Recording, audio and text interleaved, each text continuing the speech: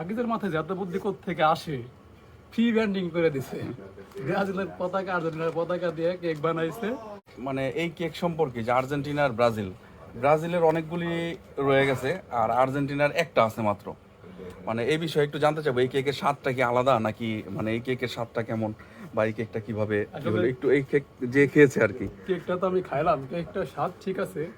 আর এই কেকটা প্যাকেটের গায়ে দেখলাম যে আকিজের। আসলে আকিজের মাথায় যত বুদ্ধি থেকে আসে ফ্রি ব্র্যান্ডিং করে দিছে। ব্রাজিলের পতাকা আর্জেন্টিনার পতাকা দিয়ে কেক বানাইছে। এইখানে আর্জেন্টিনার মাত্র একটা আছে, ব্রাজিলের 5টা আছে। আমরা একটু আগে ব্রাজিলের একটা খাইছি। আমার কাছে মনে হচ্ছে কেক দেখে কেক হলো এখানে আর্জেন্টিনার সংখ্যালঘু, কিন্তু সাপোর্টার আর্জেন্টিনার সংখ্যাগুরু, ব্রাজিলের সংখ্যালঘু। বাংলাদেশে আসলে ব্রাজিলের সাপোর্টার কম, যদি আমি একজন ব্রাজিল ভক্ত।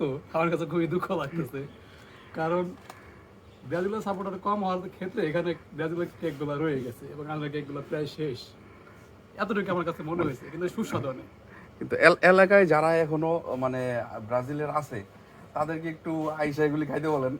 ও আচ্ছা, এই এলাকায় আশেপাশে যারা ব্রাজিলের সাপোর্টার আছে, আমি তাদের কাছে অনুরোধ করি যে কেক গুলো যাতে দ্রুত শেষ করে দেয়, যাতে মানুষ বুঝতে পারে ব্রাজিলের সাপোর্টার বেশি।